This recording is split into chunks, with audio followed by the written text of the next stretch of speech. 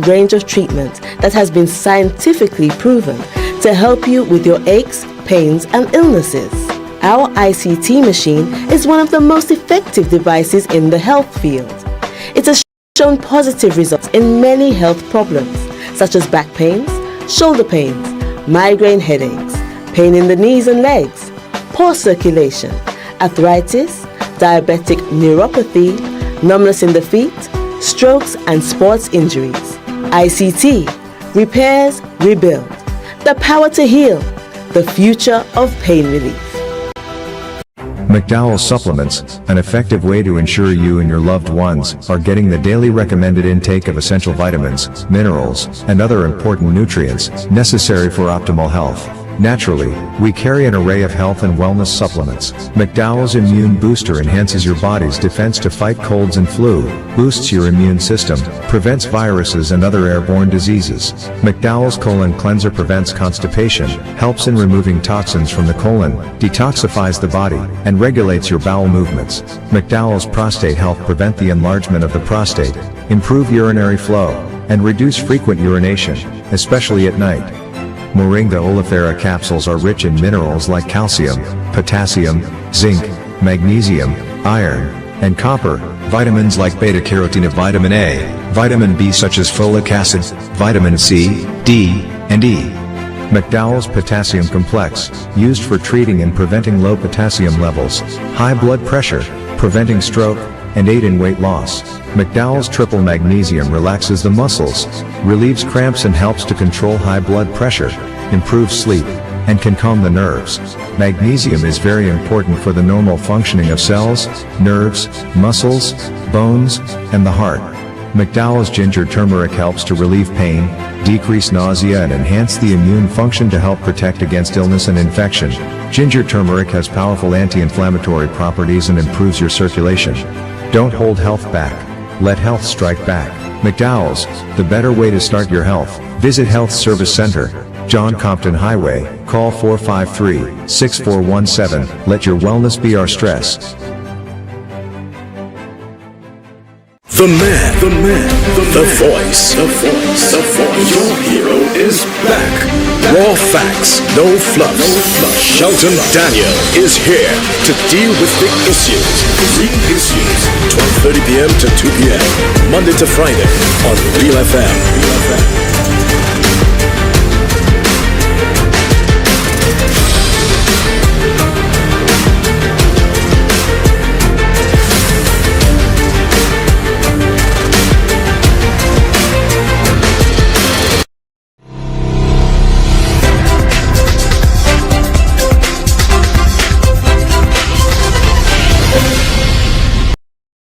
The man, the voice.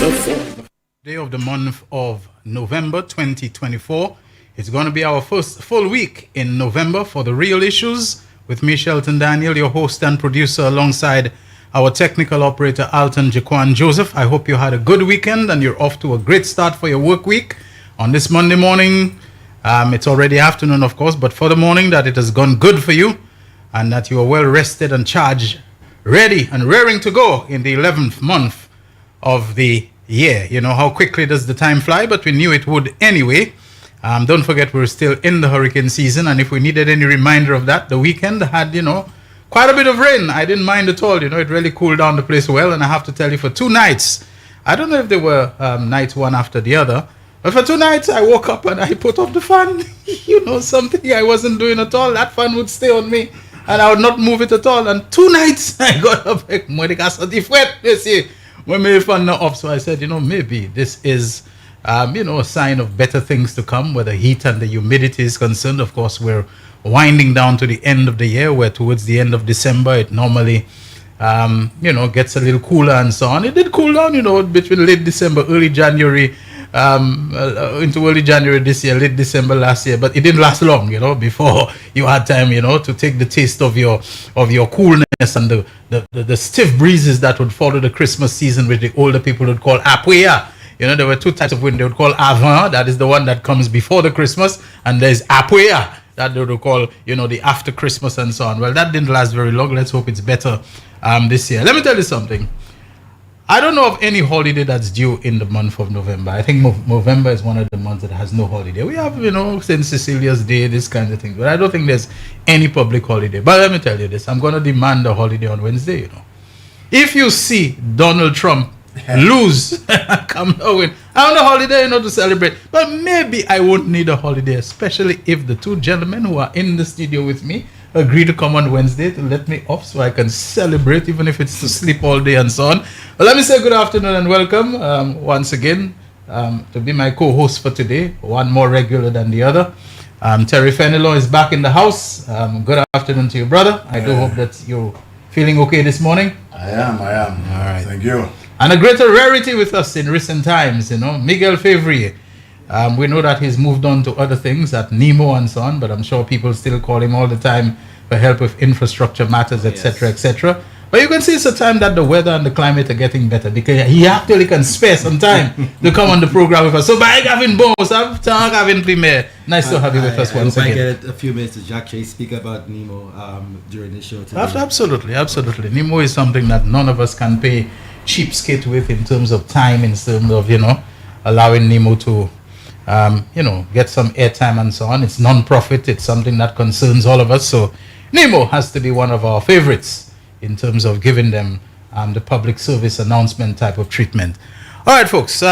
Before I turn over to the two gentlemen, who I'm sure have lots to talk about, let me just say that someone called me this morning pretty irate for something that he saw. And I said, do people still get irate about this anymore? I thought, some things over time, we become desensitized to them and it doesn't bother us anymore. But this gentleman sounded irate, particularly because he said he actually witnessed the person doing it. I was just talking about it last week, flinging garbage out of a vehicle. And they threw the garbage, he said, along that road, IVG, how they call it, going down towards Ganter's Bay and but it was right near to the entrance, the gap going to the Prime Minister's official residence. The person threw it there. And he said he saw it, he took pictures of it, and you should see how over time, like I said, dogs will be dogs, whatever, rats will be rats too, split it open and so on. And this is the kind of outrage that I think we need to feel more in this country. Because one of the things I said to him, I said, sir, this one is visible, you see it, it's in a place just opposite the airport and leading to the Prime Minister's, but it's all over. Places you don't think you'll find garbage, there's garbage. It's only if you take a little walk off the road or so on, whether you're the conscientious type who don't want to pee near the road or whatever, or whether you're the type like me who saw nice, cactus flower and so on that was, apparently maybe somebody tossed it there and I figured this doesn't belong there, let me pick it up and so on. And then it was bottles crunching under my feet like it was crack, and garbage. And I said, and the grass has grown over it, so you don't see it, but it's there. It's all over the place. People are throwing garbage in places where you would reserve for your little picnicking and your little green space and your little nature place. They're throwing it everywhere. And to me, some things are just so out of place. They just don't belong. Once you drop the bottle, a plastic bottle there, you're supposed to be able to just say, hey, that don't look right. It don't look right. And it's not a heavy garbage, it's light garbage and so on. They're doing it everywhere, all over the place, like they don't care, like it doesn't shock them, like it doesn't outrage them anymore. And the other thing that's happening, it's amazing when a good thing can become a bad thing. It's like the zombie who asks you for money, and giving the zombie money, even though your heart is bleeding inside, is not any good you're doing them. You know what they'll most likely use the money for. They'll tell you it's food they want or they're hungry, whatever and so on. But you give them money, you pull out whatever, $10, it's a couple of rocks or whatever they're going to buy and you're not making life. And it's the same way, with the cleanup services. Where we have the cleanup services that do a fairly good job around the city and its environs and so on, in cleaning up the mess, you fear that all it will do is encourage people, City council will clean that up. You actually hear them saying nothing, that's right there, and the city council will clean that up. So it's like it becomes an encouragement that it doesn't matter. I'll throw it. NCA, National Conservation Authority, Parks and Beaches Commission, whatever they call themselves, Solid Waste Management, Castries City Council. So then you just go. But of course, they can never capture everything. They can never capture. By the time they get the sun gone down in the drains, underneath the slabs, underneath the metal grills and so on. And it has to become part of a general, thorough lifting up of those slabs and all to clean them, because next thing you know, the city is flooding. And people talk about Castries flooding. Well, there may be other reasons for the flooding. We talk about the tides and the below sea level and so on. But as long as we continue to obstruct the waterways, the drains, the canals and so on, we're going to have the problem all the time because the water cannot pass through the way it is supposed to. Let me just show you the video. Jaquan, I think you have it lined up. Let's just show that short video clip, of this gentleman, who was actually telling me about what he saw. It's not a long thing,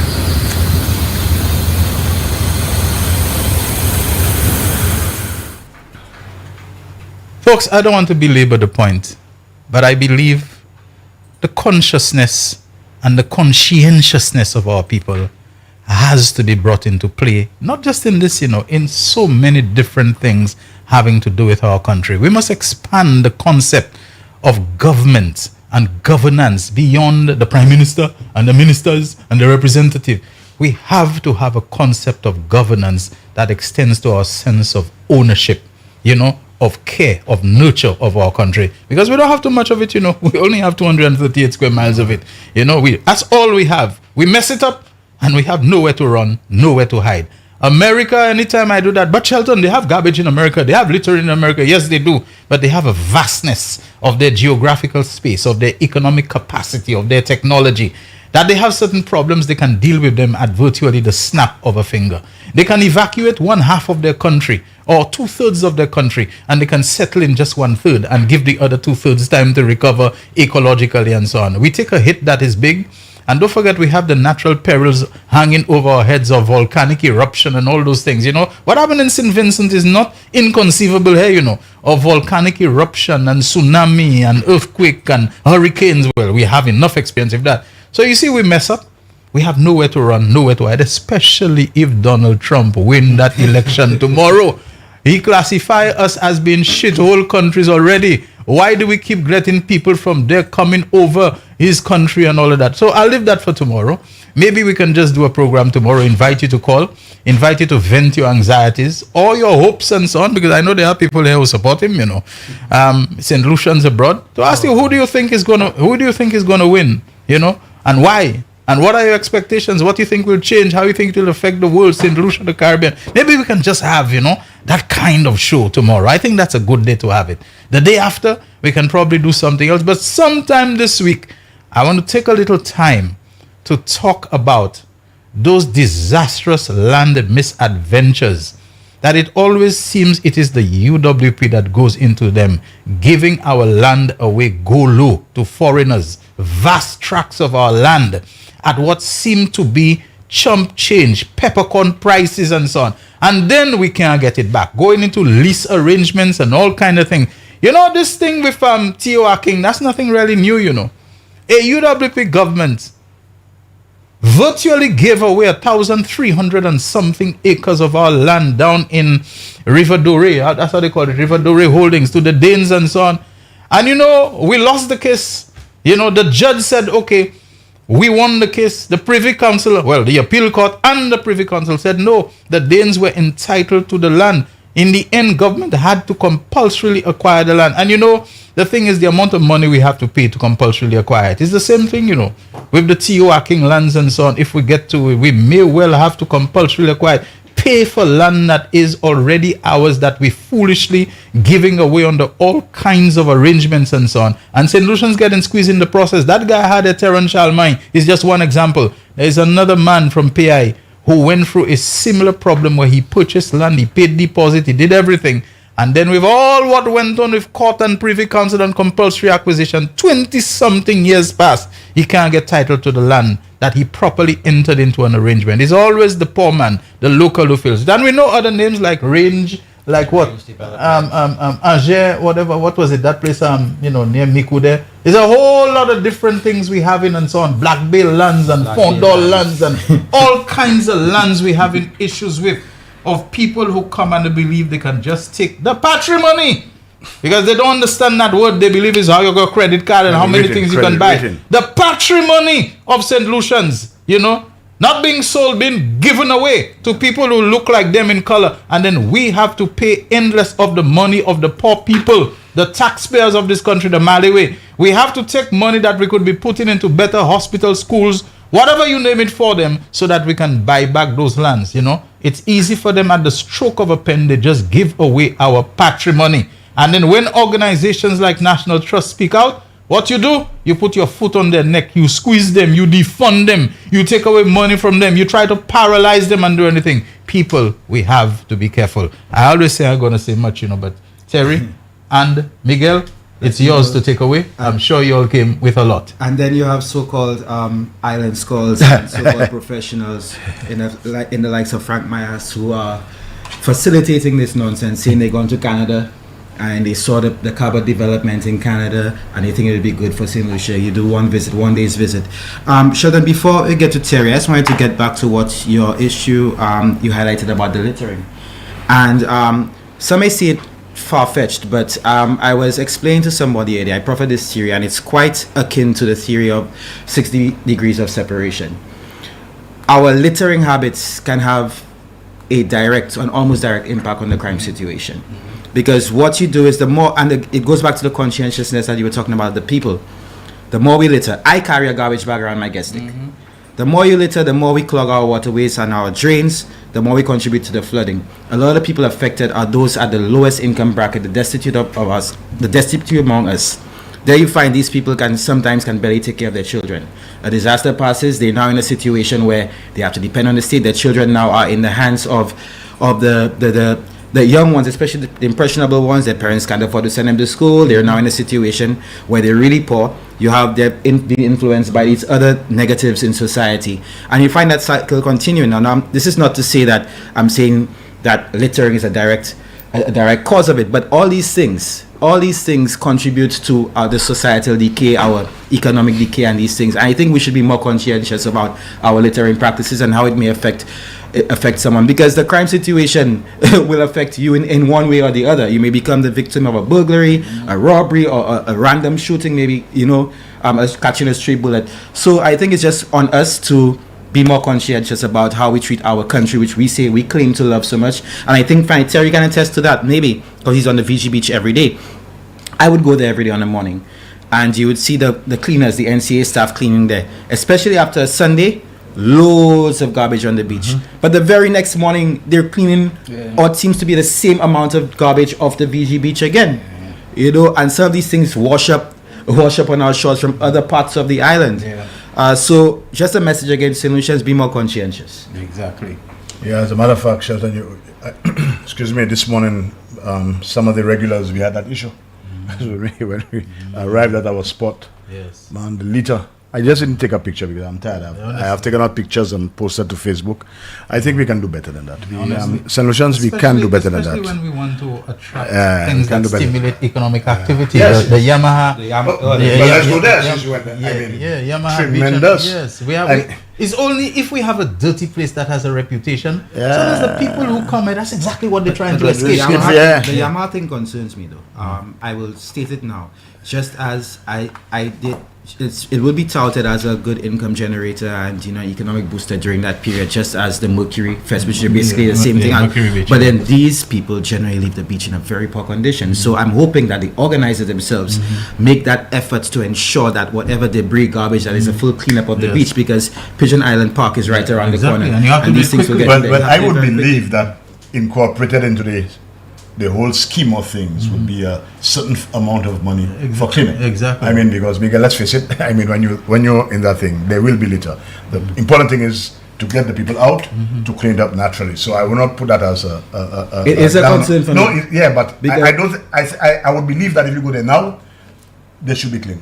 Because no. I mean, that's what I want to believe, because I believe that in mass crowd events like that, litter and cleanup that has these things have to be taken into consideration. Especially in an environmentally sensitive right. protected area like that. I don't think so. Since you hit the Yamaha, I mean, it's nowhere as big as Mercury yet. I prefer Mercury. Prefer tomato. I really enjoy it. You'll enjoy that. I mean, I understood that. I mean, grocery was a mess. When I say a mess, a good mess. Yes. A good mess. And it happens, eh? Yeah, people were coming there, shopping, they're drinking, they're eating, etc. And as I wonder, I keep hearing I'm from Covered DDA. Sometimes, because yesterday in the water we were speaking about the tourist boats in the harbor, the tourist ships, the cruisers.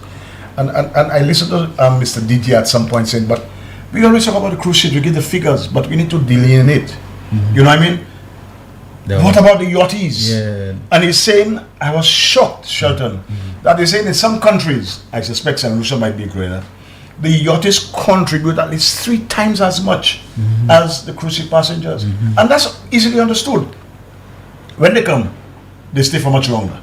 Some of them for days, weeks, months. The fuel. The fuel. They go shopping. Because they have to provision the yachts. They patronize the restaurants. The nightlife. So the income generated, the contribution to GDP is so much more than the cruise passengers, because they come just for a few hours. Now I could tell you, since I'm on the Vigi Beach, I like when I go there, I see all the chairs, because they're entrepreneurs. Right. All the chairs laid out on the Vigi Beach. I know some locals take objection. I tell them no, but that pays your salary, So I'm glad to give up my little right to swim for them to enjoy.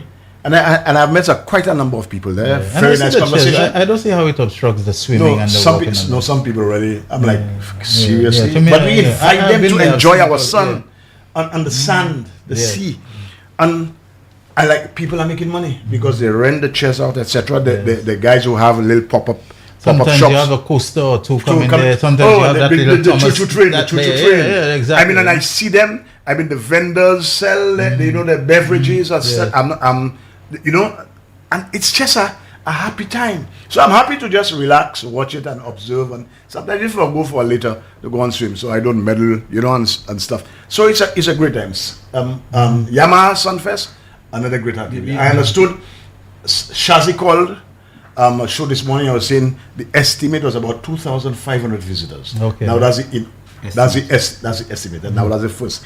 I was about to say in August. That's the some words don't roll off my tongue easily, sorry, but that's the first of its kind.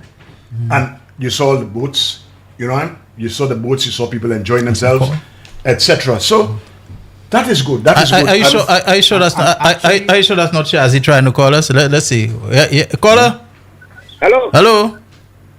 Good afternoon. If you are not Shazzy, hang up right away, okay? Yeah. Sorry? Actually, in my email as we speak, because you mentioned customers. Hello. Yeah. Hi, sir. We're not yet taking calls, but we have you. We thought maybe it might be Shazzy. Well, go ahead. Okay, good. I know that's not time to. You know what I saw yesterday? Tell me. Hello. Tell us. Okay, good. Yeah, I'm a taxi driver. Yesterday I went to Soufre. Okay. And I saw all on the poles they put in some lights on them. Which that's very nice of you all guys. Nice for the government. Because every time I bring people down to Soufre late in the Soufre town or in Chasselet, I have to use the road back to Vieux-Fort. Okay. And I feel that is very good of the minister. Mr. King. Okay. And Is that also- is that because of the road construction that the lights are helpful now? Because I travel that road and boy, you have to be careful, in some areas, Exactly. Okay. Exactly. So I feel good, man. Yeah. Okay. Anytime me say I pick up people from anywhere, and they had to tell me to drop them on Shasta Hotel, I don't have no problem again to pass through Canaries. Very good. That's good. Oh, thanks you, Mr. King, and the Prime Minister, my good Prime Minister. All right. All Thank right. you very much. This is good. Very- a lot man. of us, we only speak up when there's something to complain and bellyache about. But And this just, man yes. just before we came on there, we just got from cabinet Yes. the memo Okay. that the nurses department of health services, Services, health sciences, South CC. those who are going to do the degree, the prime minister. I know him, it's a saint. This, $1,000 our prime minister is a saint. This is a man who understands. He has decided to give them a stipend of $1,000 each for the next 4 years. Okay. So at least you guys are not soulagement pour faire petit bagay. Okay. You guys actually live you. That's a monthly stipend. Well, I will. we're not too sure. Now that's in addition to the Unipass, And I Okay. told you just last month, what month we're in there? I have no Yeah, concept. we're in November. Yeah. We helped almost 200 citizens of St. Lucia, St. Lucians, not Labour or UWP, citizens of St. Lucia, with a stipend of up to $10,000 to get them through the difficult times some of them may encounter. So here it is again, the government is coming through, not champagne for the few, but potable water for all. everyone. Yes. I mean, okay. they are practical demonstrations. I mean, the ethos, the philosophy of the government, bread, freedom, justice. Yes. So when you have the pie, you shed, Shelton, I mean, we can't, Mr. Philip J. Pierre, Honorable Philip J. Pierre, is just, yesterday, coming from swimming, I decided to pass through Marshall. He came from church because that's one thing, he doesn't wear his religion on his sleeve. He doesn't tell people, I'm a Bible scholar or Bible student. He doesn't do that. He's actually, by your the fruit, sure he knows the that kind of part. fruit you bear. I mean, but when you're a Christian, you bear certain fruit. So, coming from church, he didn't go straight home or he didn't go to a fancy restaurant. You know what he did? He knew the guys who played football on the field. He was there, Okay. engaging them in dialogue and discussion, Okay. tapping their minds to see how he can help. And that is the kind of thing. Now, that is not publicized. I wanted to take a photo, but I said, nah. I'm sure he knows the Our Father too. Okay, Miguel, before the call came in, you were going to say I was something. saying, yes, I reference actually to went back to you mentioned Cuthbert, and I was going to tell you that discussion is probably late because Cuthbert has been saying that for basically Many 10 years. years. Yes.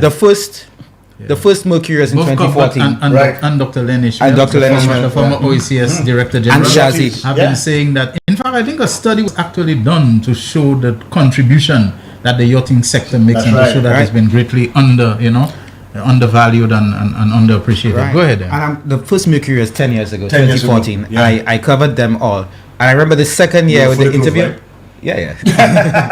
the second year, I did an interview with Cuthbert again. And I think there was an injection of about 30 million, close to 30 million yes, that weekend. for that weekend. That weekend. And it was Right. actually double the number of the year before. And of course, the next administration came in, and then they cut it off. They decided to try to give it to Pinkley Francis, who was the milk. And you remember the whole disaster around this and that kind of took thing. back So it killed shit. it. I guess it made way for Yamaha. Maybe Yamaha can pick up yes. pick up It- as Mercury did. But then, even when remember there was a Russian regatta. I mean, right now in hindsight we may regret bringing the Russians in here. But then that weekend alone, there were mega yachts. There were endless mega yachts at the marina. I happened to go onto one of them and meet some of the Russian guys. And during that little period, again, the amount of money spent, stuff at the supermarkets in refuel in water and all these things. These things can't be replaced. I think the taxi people were smiling. Valen, Oh, must yeah. have- now I'm yeah. just getting that from the promoter. You're saying my figure was too low. Look at the figure called there, Miguel. Approximately 37 French. 3,700 visitors, French visitors All right, okay. to the show.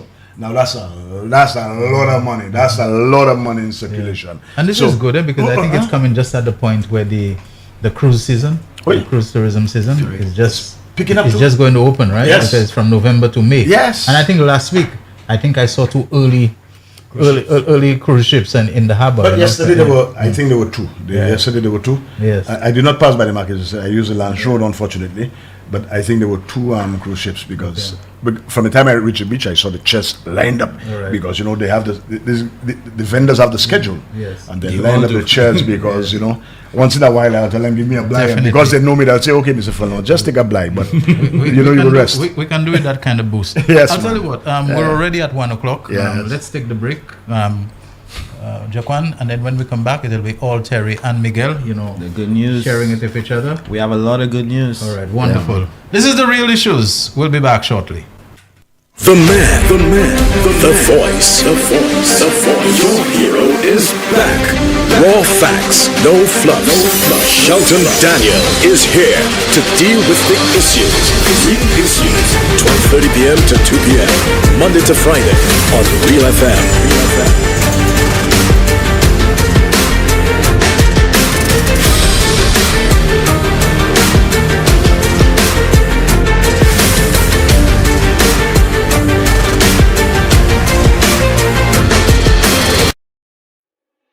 Why are you suffering from aches, pains, and illnesses? When there's help for you. At Health Service Center, we offer a wide range of treatment that has been scientifically proven to help you with your aches, pains, and illnesses. Our ICT machine is one of the most effective devices in the health field. It has shown positive results in many health problems, such as back pains, shoulder pains, migraine headaches, pain in the knees and legs, poor circulation, arthritis, diabetic neuropathy, numbness in the feet, strokes and sports injuries. ICT, repairs, rebuild, the power to heal, the future of pain relief. McDowell's Supplements, an effective way to ensure you and your loved ones are getting the daily recommended intake of essential vitamins, minerals, and other important nutrients necessary for optimal health. Naturally, we carry an array of health and wellness supplements. McDowell's Immune Booster enhances your body's defense to fight colds and flu, boosts your immune system, prevents viruses and other airborne diseases. McDowell's Colon Cleanser prevents constipation, helps in removing toxins from the colon, detoxifies the body, and regulates your bowel movements. McDowell's Prostate Health prevent the enlargement of the prostate, improve urinary flow, and reduce frequent urination, especially at night. Moringa oleifera capsules are rich in minerals like calcium, potassium, zinc, magnesium, iron, and copper, vitamins like beta-carotene, vitamin A, vitamin B such as folic acid, vitamin C, D, and E.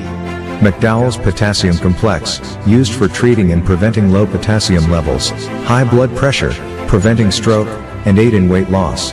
McDowell's Triple Magnesium relaxes the muscles, relieves cramps and helps to control high blood pressure, improves sleep, and can calm the nerves. Magnesium is very important for the normal functioning of cells, nerves, muscles, bones, and the heart. McDowell's Ginger Turmeric helps to relieve pain, decrease nausea and enhance the immune function to help protect against illness and infection. Ginger turmeric has powerful anti-inflammatory properties and improves your circulation. Don't hold health back.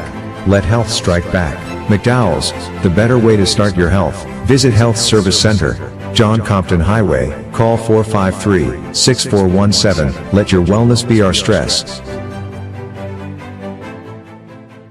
The voice. Your hero is back. Raw facts, no fluff. Shelton Daniel is here to deal with big issues. 12:30 p.m. to 2 p.m. Monday to Friday on Real FM.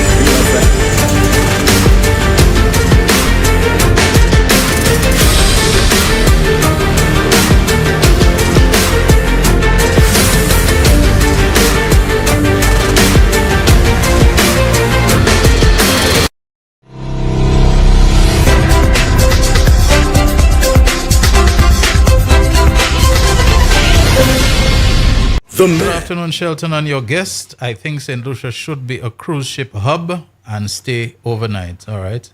I'm not sure what its status is now, but don't forget great things are due to happen in the cruise sector with the developments and port upgrades for the cruise services being that have been contracted with Global Port Holdings, GPH.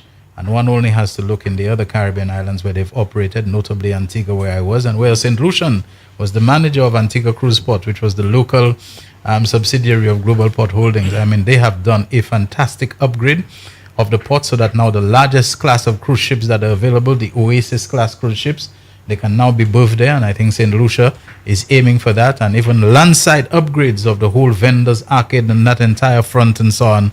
So I think the cruise sector is in for some major developments that can only benefit St. Lucia. Good afternoon to Skinny's Chicken, Mr. Skinny. We have chicken. I know Skinny. You not bring chicken on? I know. No, he only operates in the evening. I know. Yes, the wee hours of the morning. And I know you say I'm not shouting you out, but Skinny, you're never far from my thoughts. You and your people, great work that you're doing. One only has to drive in the midnight, post-midnight time, by that corner, along Jeremy Street there, and to see, the amount of people that are always gathered there, and to know that you're in great demand. And that can only happen because you are providing something that the people like. I call him used to be Skinny. Used to be. Just a quick note on what you said about the home port shelter. And this is something I've been saying for years as well, because the opportunities exist now, not only for the development of the ports, but you look at the upgrade to the city center itself. Not only we look at the pedestrianization of the boulevard, but it's time for some of those CDCs to go down. It's time that we upgrade our building infrastructure. And if you look at the intent of the original intent of the Blue Coral Mall, remember there was a cinema inside there. So the moment we can have a home port, you start moving the nightlife to the city. You find businesses can stay open longer, higher security, you find more economic activity, because it pains me to see the city closing at midday on a Saturday. Even at 4 o'clock, 5 o'clock, on a Thursday, Friday night, where the only type of entertainment you can get in the city is a rum shop under the market and random karaoke there, that kind of thing.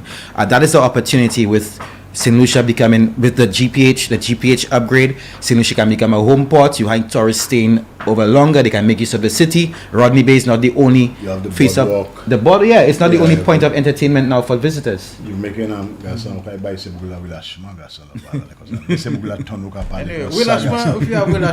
opportunity for healthcare. Dr. Damian Greaves, former Minister of Health, is back as the CEO of the Millennium Heights Medical Complex. And so we want to extend our welcome to him. Never mind all the people who are trying to poo-poo and to rain on the parade and to see if they can bust the bubble over that. Damian Greaves has always been a very well-liked man, a very popular man in or out of politics. Whether you think of him as Damian or as Short Pants, the Calypsonian and so on. I mean, this is a man who's just about as open and as what you see is what you get with him. We complain about the brain drain. Yeah, there's no pretense. There's no pretense about him, and I hear people trying to raise all kind of questions and impugn his qualifications and suitability. You believe this man would have been where he was at St. George University, one of the most respected offshore, American universities that has endured perhaps the longest and so on. The only one that probably came close was, Ross University in Dominica, and so on. It's not right? This has endured, and Damian Greaves is a man who is respected throughout the region. This was the man who was there when universal healthcare, I think was introduced and so on. This was the man who pioneered legislation and making it illegal for you to go and disclose a person's HIV status and so on, recognizing how you can subject the person to stigma and discrimination and all kinds of things. And we can go on and on and on and on. And Damian Greaves was never afraid to come to the parliament and to the public and to make the case and to state the case. Shelton, we're bringing our best brains back. Exactly. Now, I know there's one bodybuilder there. Who are the best brains? Yes. You know what I mean? You always want to see the best brains. You want to attack that. Well, the best brains are bringing back Will Lewis. Louis Lewis is back. Back to the tourism authority. Genus Leon. Exactly. Ambassador at large and so on. We might bring down Carlton Augustine just now. You know what I mean? The best brains. Yeah, exactly. You know what I mean? Carlton, I was going to deal with your little missive today on the thing, but I'll leave that for that because anyway, there are other developments in healthcare that I'm sure you all want to go through. So please, gentlemen, go ahead. Yes, we have an entire list here, and I hope I don't run out of breath. And Megan has the best eyes there among the three of us. The youngest eyes. Let's put it this way. All right. So we're starting with a lot of the advancements made in the health and related sector since the SLP gained office in 2021. So we look at improved testing capacity at the Ezra Long Lab by up to 5 times. Double the intake in vaccination for August and September. Do we have this that maybe Jaquan can just put that on. Is that Can something that I can you copy? I can copy and send to you. You forward to Jaquan right away. Yeah, if we can do that, we can put it up while we're talking and so on, so that people can see it and so on. Because there are just some people I don't understand when tremendous strides are being made. When the problems that you all allow to linger and languish over the heads of people of St. Lucia, when they are being addressed and solved, that's when you'll come in about a crisis. A crisis just when we exiting the crisis and we're going on to it's not a matter of better days are coming. Better days are here. In terms of healthcare development and progress, kind of created. About how things are so bad. It's a mess. It's a mess. All kinds of things. Incompetence, negligence by practitioners, healthcare practitioners, does not equate to bad policy and lack of provision and so on. You give the police 100, 1,000 vehicles and they fail to do the patrols and so on. You want to still impugn the Prime Minister and Minister Jeremiah Norbert and all this kind of thing. I mean, go ahead, Miguel. Sorry by the way, I happen that's why when you fellas I tell you all sometimes, just let me take the day off because I want to give you all the time, but then I get caught up, in the intensity and the passion, Well, by the way, I happened to meet Damien just last week, keeping his health up, doing his walking, and I almost didn't recognize him, and I said to him, boy, they started, he just laughed it off as he would. So I don't think the UWP and all their cronies are anything to be taken seriously at this point while we're working. Okay, so we were at Cuban physicians, double the uptake in vaccination for August and September. Cuban physicians engaged to assist with management of COVID-19. Mobile vaccination unit deployed into communities to reach elderly and shut-in. Phones provided to staff at Victoria Respiratory Hospital to improve communication throughout the hospital. Wi-Fi installed at Respiratory Hospital to provide communication between patients and their families. Health assistants hired for comfort of patients at VRH. New mobile X-ray machine acquired for VH to assist with COVID-19 related issues.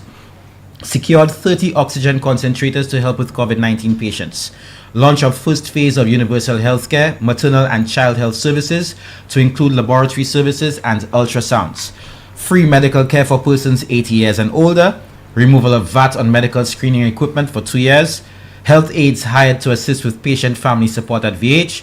Appointment of St. Jude Hospital Review Committee to find the most efficient route to commission in the hospital. And we know that we're there. We've taken that route. Launch of performance-based financing program. Signed 200 million EC loan for the reconstruction of St. Jude and rehabilitation of the George Odlum Stadium, the former of which will be done soon, which will be completed soon. Gave OKEU 11 million towards administration of the hospital. Approved new doctors and nurses at St. Jude Hospital. Continues with $1,000 stipend to Department of Health students studying a bachelor's degree. And might I just add, did not dismiss the concerns of the SLMDA, but instead met with them, following which OKEU was given 11 million towards administration of the hospital. Correct. And here's the Prime Minister. The issues came up. He didn't chastise them. He didn't threaten to put nurses on contract to bring in a foreign entity, but he met with them. He sat with them to iron out the issues and to deal with the issues. That is a man who understands. And so, yes, we may have, when I used to play draft with my friends, and I play a bad shot in it, I said, that's just a minor setback. That's what I used to tell him, minor setback. And we have this little minor setback, and I call them minor because nothing is insurmountable. We know what the problems are. We're going to identify, they'll do their needs analysis, and they'll sit and they'll be driven by the data collected, and then they'll decide, yes, this is how we approach things. And I know that's how Damien, if you speak to Dr. Greaves, he's a true social scientist. So this is a man driven by the data. So he'll collect the information, he'll sit with people, and I know that's how he is. And he's going to use that because he has been doing that all his life. And then we're going to address the little matter. So I have all the confidence in my comrade. I call him my comrade because I know him very long. I have all the confidence in the comrade that he will make a difference because he's a man of action. He's a man of action. He understands the needs of the people. And there is already a pre-existing chemistry and goodwill between him and the cabinet. The Prime Minister is a former colleague and still close friend of his. So many of the other people there that he has that, history with them. That's right. That will make, conveying to his board and all of that. And the Prime Minister's heart is in the right place because he understands the things that, Healthcare is important. Yes. That's a bugbear of his. The security, and you know how he speaks about that. Yes. And the healthcare of the nation is important to him. And I know that he will do all within his power. He's already said he's going to build the fifth finger of the OKEU hospital, because that has to be done. And he has already told the people, if you fought, we come in. Yes. That's not idle talk, you know. And every time he does that, he has a smoke on his face, you know, Yes. because he knows I will deliver. We come in. Yes. So, and I told people already, the real issues group, man, when he announces that time down there, we have to have a line. Of course, yes. We have to have a good line, you know. Those who have Airbnb, Cornelia, you hearing that? Eh?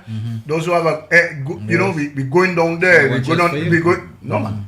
We go on the beach, we chilling out, and then in the afternoon, well, we know all of us will not get invitation, but we could sit down by the late Susie, may her soul rest in peace, by the bar there, and we can hear everything because the loudspeakers will be out. Yes. And then we'll sagashit, we'll be merry, and it'll be, you know, it'll be, that'll be carnival. I'll be sleeping in shoes. That'll be carnival. You hear him? I'm gonna pick up Bradley, man. No. That's one shot. I know. I believe no. Bradley. I'm going to give him a lot of stick, but I believe this is in all the stick I've given him, he will be there for you. Of course, he will be there. Because I think he has a little semblance of decency. No, because he's not a real UWP. Maybe he has done a lot of nonsense, and I really want to rip him apart sometime. But today's not the day for Bradley. I'll collect you later. But I believe that day he will be there, because he has a sense of, you know, what it is to have a little national pride. And also, since, you know, the DSH project is so close, you know, maybe he might just take the opportunity, you know, to take a little stroll down there and so on, to look at it and to reflect, and if necessary to regret, you know. So healthcare, yes, we have a little bump, but the Prime Minister is making all the right steps. We have brought in a son of the soil who understands. You understand, the man is a social scientist, he knows, he has been in that. His PhD is in public health policy. Yes. He knows that. As you correctly say, he already has the network and the relationships, and the Prime Minister is willing to invest to ensure that that healthcare is delivered. You know, VH has been repurposed, so that at least they can. Now, you know, people talk about. I saw some. You know, that was the plan prior to the election. No, I know that. I saw some fellas marching, demonstrating there. I want to tell you something. I understood the study was long, and that building was not fit for purpose and mold. And ladies and gentlemen, I want to tell you about the effects of mold, you know, because up to now I'm still being affected, and the colleagues I work with, I want to give you their story. But today Miguel is there, so I want to do that. I want to hug the show. No. The story will be told. Yes. So when you see, I'm going to tell everybody. You see, when you see that building has mold and stuff on it, and the appropriate ministry comes and says, "Hello, we need to do some remediation and stuff." Take that seriously, because Shelton, Fusan, there's a story that I want to tell. One of my colleagues. That was so bad. The mold, you know her very well. I know very well, yeah. That mold affected her to the point. Very healthy lady, you know, young lady. Her lungs collapsed. She still suffers. So she had to be on a ventilator or something like that. Brother, let me tell you something. The doctor at Tapion, God bless his soul, he diagnosed her properly. He's deceased now. Dr. DJ, excellent doctor. He diagnosed. Telephone call to me with a patient. Mr. Fenano, you have an environmental problem. I said, what? He says, yes, you have your... And when he died, he told her, listen, I can only diagnose you. We, St. Lucia, cannot treat you. You have to see a lung specialist. She still has to travel all the time. And she's still doing that. And one of the regrets I have... boy, so you mean the effects is still upon her? And the mistake we made at the time, the lawyer that she saw said, listen, no. Everybody, we should file a class action lawsuit, because even though some of you are not presenting problems now down the road, and we've seen that now. I see that there are still colleagues now suffering. I'm doing much better, but I'm telling you, I need to tell that story. That is why there is a certain politician, Father forgive me, it's personal. Because I have to let the public know when you hear you know something. It's applying the Bellows doctrine to an institution. Yeah. And you know. Go ahead, Shelton. You know, as you're saying that, one of the things I wanted to run by Miguel to comment on. It's amazing the kinds of those issues that we had, that came to light, that had their incipience, or we became aware of them during the time of the United Workers' Party. And some people were like, that never existed. Mice with their tails between their legs, you know. You can't sue Wikitombe and Will, you know. They're not talking, they're not saying, but all of a sudden, a Labour government comes in. We saw the kind of aggressive letter that was written to the board of Millennium Heights Medical Complex. I'm not saying the complaints were not, they were not legitimate. I'm not saying they were not well founded, but man, the kind of aggression that I saw. And you wonder how come when UWP is in office, these things are existing and you do not hear those kinds of complaints. So if they are filed, they are not publicized and they're certainly not articulated with that kind of aggression that we saw. And then I sat and I thought maybe it's a good thing because it shows that they're confident that the Labour government and its leadership and so on, that they will fix it, that they will listen, that they will not try to fire people and victimize people because of that. But we have to stop this thing where when it is certain politicians and authorities and governments and boards that are in place, we act like we're afraid of our own shadows. You understand? When it comes to them. I'll be fair to the SLMD, and I think I would have probably had more experience than you two here in that within that period, having been in the news. And prior to the current president taking over, of course, we saw the issues when Dr. St. Rose was president, having to take on the government. But in fairness to the current leadership, the final 2 years or so of that the Shastny administration, you did find the SLMD. There were letters that were leaked that were maybe not as strongly worded as this one, but they were expressing some concerns with certain areas of the healthcare and how it is managed. Okay. Some may see it as not as forceful as currently now, but I can attest for sure, to be fair to the SLMDA, there have been letters I have reported on where they highlighted issues with the matter at the Babono Secondary School at the time. I was not aware of that I have the receipts, but I will tell you there were some excellent doctors who worked with us, etc., trying to, but Shelton, you know, I remember that day. I remember that day very well. You know, I'm heading to the beach and my phone rang. Going for my swim as usual, and on the other end, what I'm hearing, a minister using the resources of the state to victimize, because I am perceived as a labor operative and a labor man, and the students and the teachers. They are suffering the health. And I remember I played that voice note to not all staff, to trusted members of staff, and I told them, let's bind our waist because nothing will be happening at the school. And so said so. President of mine also, you know why I sagaciate. I call the comrades, I say, comrades, this is disturbing, I will not circulate it, I will not give it to you, I don't want it in hands. And I said, listen to this. And they were all stunned. Now, you don't have to take my word for it. I have no reason to lie, but you could go where I sagaciate, ask any one of the guys there. And if you know my members of staff, and those I trusted, ask anyone. And they'll tell you, that was a sad day. And so said, so done, nothing. Yeah, you know what saved us? What I'm trying to the point I'm driving at, Miguel, are things worse now? Any worse now under the present administration than they were before? I don't think so. That it is now we get in this kind of man, you couldn't get any worse than clause, fans bed, clause extended. You know, it's like, oh my goodness, that's what we have now. You know, the healthcare in this country is a mess. The healthcare in this country is in crisis. And I'm saying, but wait.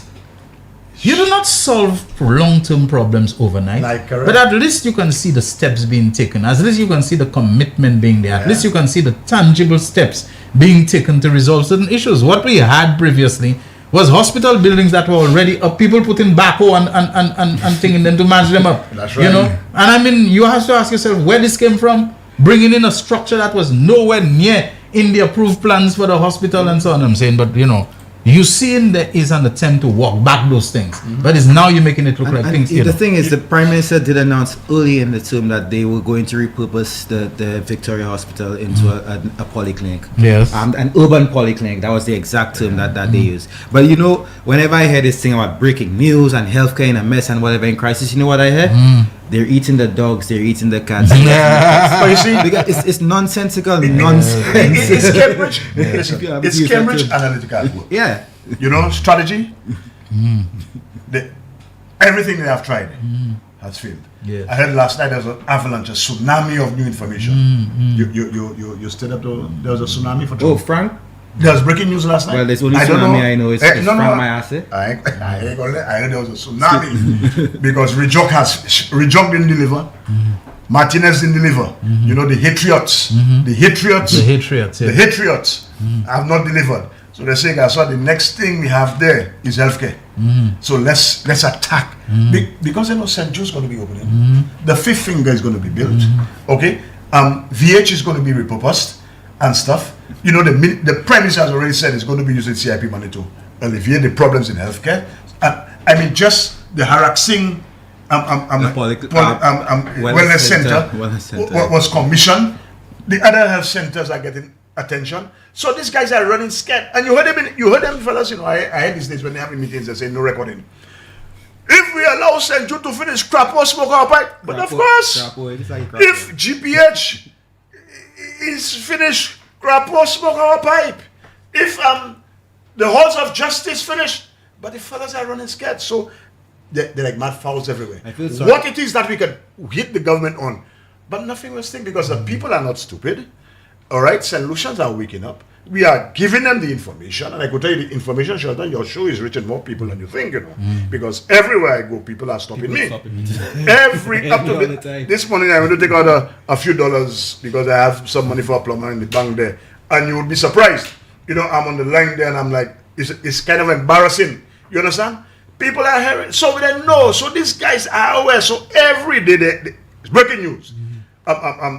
And also since Ernest Hiller's presentation in the Parliament, I think it drove the final stake in the heart of that CIP scandal vampire. You know, I feel sorry for him. You know, honestly, I feel sorry for Alan. I feel sorry and everybody. You know, they have nothing from the CIP, and what's now the CIP money is being used as to redress the healthcare challenges and so on. That is that is a problem. The legs are being broken. You know, his descent into man is like falling off Mount Jimmy. That's what I see. They are everywhere looking for an issue. Now, when St. Jude is, what will be the issue? Well, I don't know. You know, I read.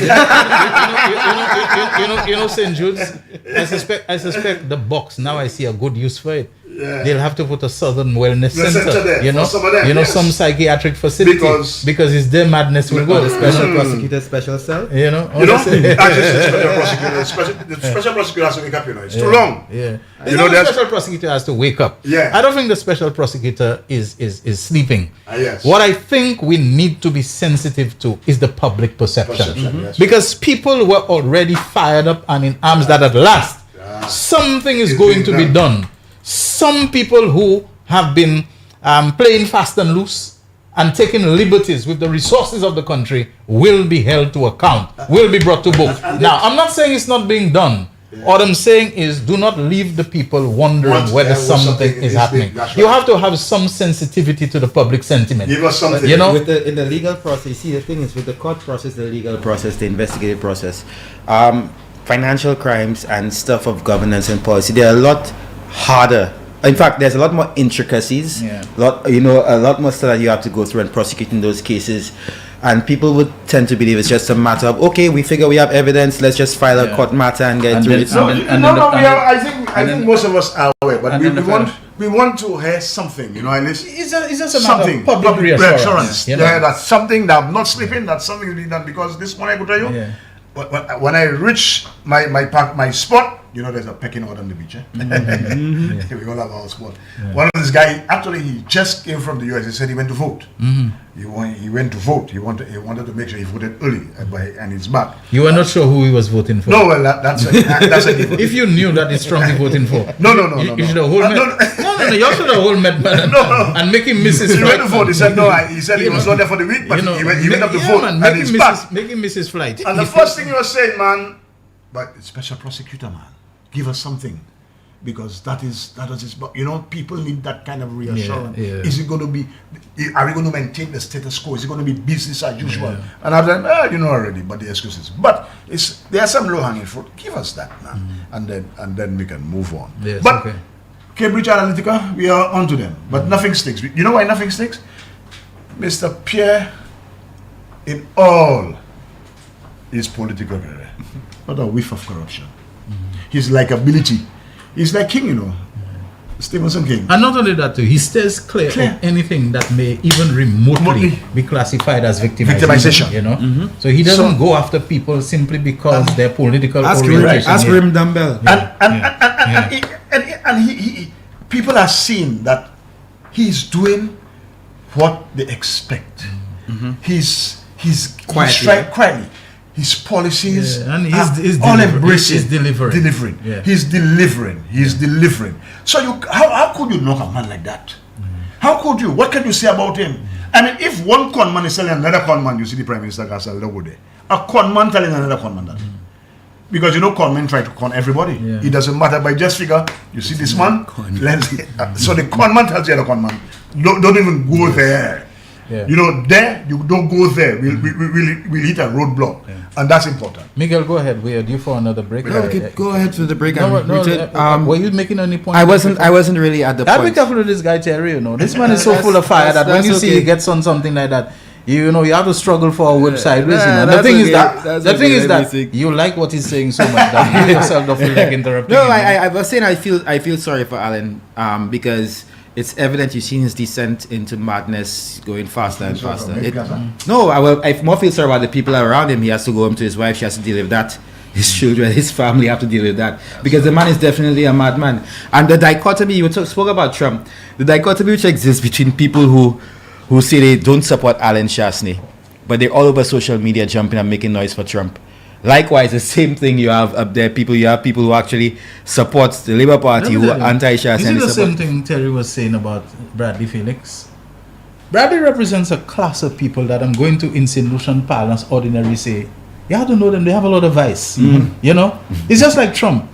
A lot of people, you know, oh man, they don't agree with Trump and his policies. Tell Trump win tomorrow. You'll see how quickly they close in ranks and rallying around him. Whether their names be Mark Cuban, whether their name is Terry, what's her name, Terry whatever, the woman was governor before. That woman who used to be governor before. The mad woman, what's her name? She was ambassador, and they made her ambassador to the UN and so on. You know, Nikki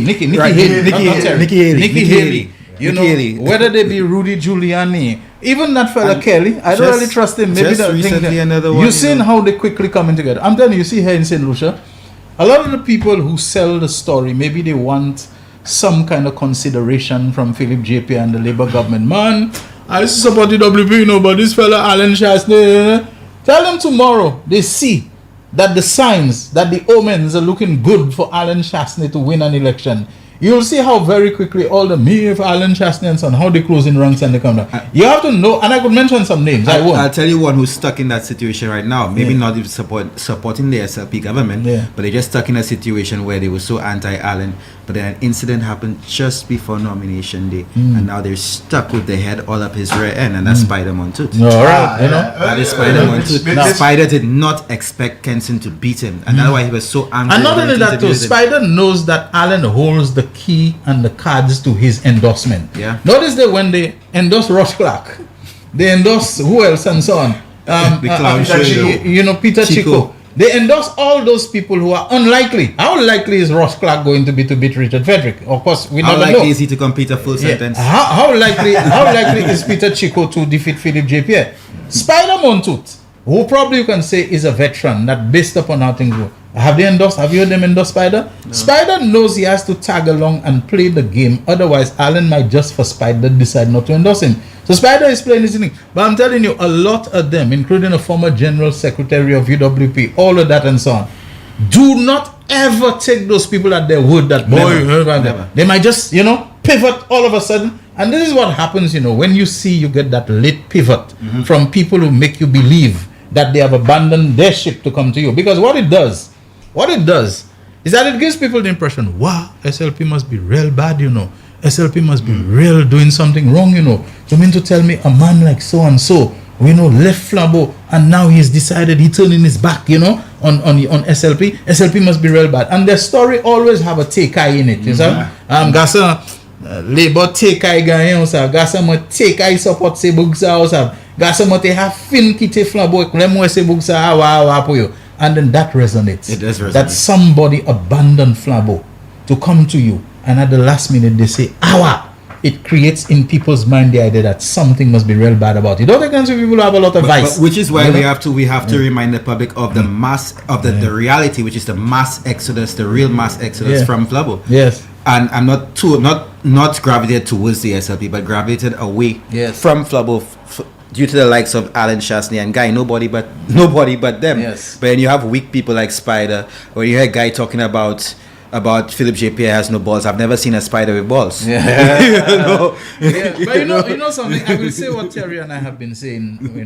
And I think you understand. You would have heard us saying it. There is no better time than now for Librites to reach out to Flabos, reasonable Flabos, moderate Flabos, and encourage them. To come, basically, essentially to reason. I don't think there's any reasonable person now who's a Flabo. They've all defected. Yeah, Look around you. Reasonable, moderate people and so on, to reach out to them, to don't be too hard-nosed, to don't be too, play too much, how you call that? To win them over. Yeah, the blowhard kind of thing with them and so on. I think now is the best time to reach out to them and to show them the difference. Not just in government, but in political organization of a party, the leadership of a party and so on, and to show the difference, like Terence Fenner, the tale of two leaders. That's right. To show them the tale of two leaders and how they line up, and that this is the best time, to and imagine now there's only one party. Yeah. Speaking there's of only one organization. Gentlemen, speaking of the candidate selection process, the haywire, or however Alan Shastney puts it, I can never understand, and you choose someone like Rush Clark over somebody, the best candidate that you could have probably had for the United Workers' Party. I'm not saying they could beat Richard, but someone of substance. But I'm surprised that you're surprised. I just told you. It's a side. But then there's a part that's coming. No, that's a side. There's no longer but Terry, structure. Terry, even when you pick a side, whether it's a 5 side, whether it's a little bit side, whatever, you try to pick a side that at least has some strength. Exactly. Well, let me give you some breaking news. That's but the side is a side of spite. That's breaking news. That's not coming news. It's not coming. It's here. Do you know that in Dennery North there are huge number of dissatisfied Flabos right now, and that is because I understood that there is somebody being considered for that position, for that thing, and I heard that Madame Ferrer is not happy. There's even talks about she said she want to go independent, but the Flabos full of talk. But there are concerns about the entry of this individual because it has been alleged that individual has a lot of connections with the underworld. Underworld is part, and that person was allegedly beaten for a bad business deal. And if that is true, I think the people of Dennery North have every reason to be concerned. Into the UWPs have every reason to be concerned. And I think it's just indicative of the types of characters that Allen et al. Want to have around them. Yeah. So, Flabos of Dennery North, if that's the kind of person that they're choosing for y'all, you know where to go. Sean again, and again, and again. Just Ferrer, and again. Dr. Polius. I have said I've been disappointed with some of your presentation in the Senate. Okay. No. I mean, because I tune into this. Something I like the Senate more. Uninspiring, unimpressive. I mean, uncharacteristic of someone. But she has no choice. If you have nothing to defend, you have nothing. So sometimes just talking up to speak is just because you have to say something. Just sit down. You have nothing to say. Have they endorsed Laura for library? You mean the human measuring thing? I think they wait until SN juice Seriously? open so that they can use it to do the measurements. Measurements, yeah. Okay. I mean, Sure it's that is balanced, a yeah. caliber of, sorry, I mean, Laura, This Saturday chance saying you put me to sleep. I mean, I don't see. They'd have to be a Jean-Pierre, Francisco. Yeah, I mean, come on, Francisco is not an Allenite. I can tell you that for sure. Anyway, gentlemen, we back at 1:38, almost 1:40.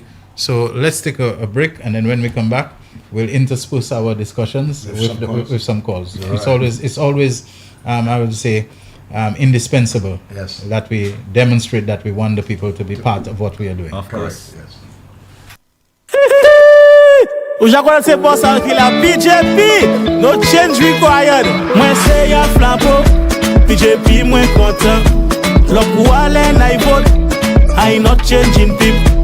Les e-body e-bon, unsupporté les bas. For one good term, deserve another term in office. The man, the voice. Your hero is back. Raw facts, no fluff. Shelton Daniel is here to deal with the issues. 12:30 p.m. to 2 p.m. Monday to Friday on Real FM.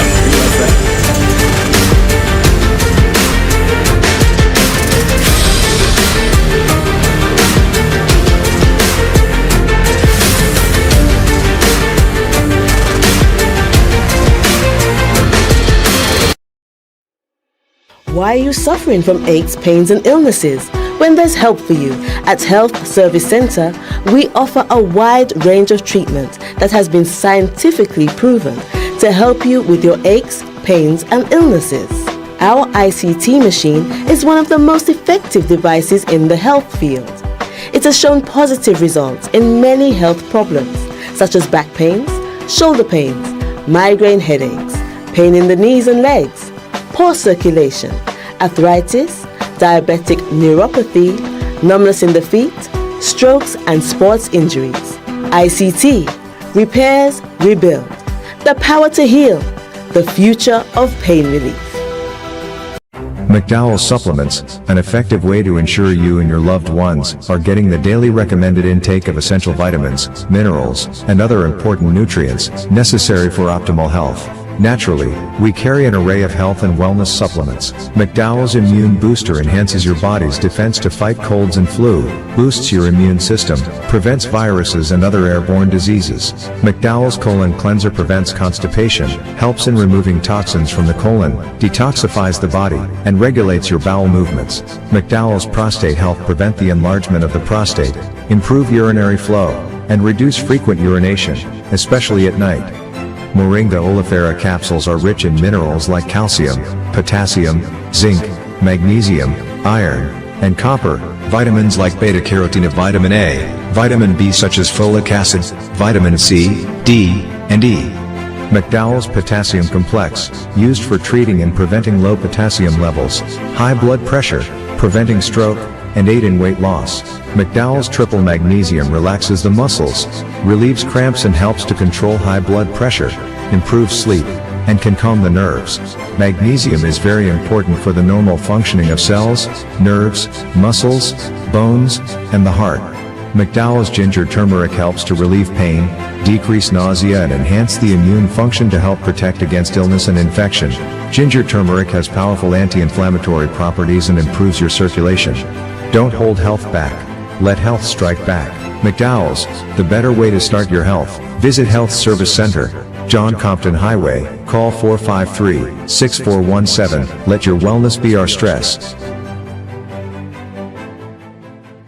It is well known that diseases like diabetes, high blood pressure, and other illnesses may restrict blood flow, which can lead to impotence and erectile dysfunction. This is why Enhance was formulated to meet these challenging health problems, which can reduce your ability to perform. If you're having problems maintaining your manhood, then reclaim your manhood today with Enhance. Enhance increases your energy level, boosts your stamina, and increases your endurance. You can get your Enhance at Southwell VA4, Restorer Pharmacy Soufre, Knights Med Miku, Lay by Bar The Morn, Dexter's Place Jeremy Street Castries, Citygate Bar The City opposite the market, Clans Place, Denry Highway. Arlette Supermarket, Soufre. The Release Stress Bar, Labrie Highway. Cool Joint Bar, Victoria Schwazel. Prios Bus Stop 22, next to the Moshi Bus Stop, opposite the Grosley Bus Stop. Prios Bar and Grill in Corinth, Grosley. Yes, the best a man can get. The man, the voice, Your hero is back. Raw facts, no fluff. Shelton Daniel is here to deal with the issues. Big issues. 12:30 p.m. to 2 p.m. Monday to Friday on Real FM.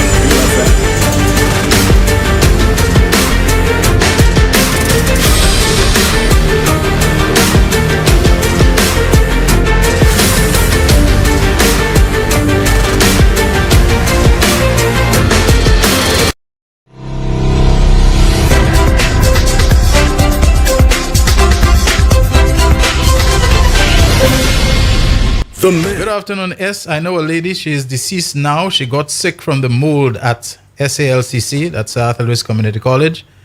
And she was saying she always used to tell the principal about it, but they didn't used to listen to her. All these things were there all the time because SLP is now in power. Now they are complaining. All the time Shas was there, they were not running their mouth. But now they are complaining about nonsense. That's a message that I just got from someone. So people have the thoughts that there is a kind of a boldness and so on. Like I said, there's someone who became a minister in the UWP. Well, before that became speaker, then became deputy ambassador, to the UN and so on. Who I can still remember that rally that the individual organized on Derrick Walker Square. The person was on maternity leave at the time from the government, but was able to pull herself from maternity leave to come on the platform and was virtually hysterical in going to war with her own government over supposed abortion, in the revised criminal code. There was a priest who was there. You should see him mattering on the stage to fix up the cable and the speakers to set her up because she was going to war for the Lord, for God, against evil people, against murderers and baby killers.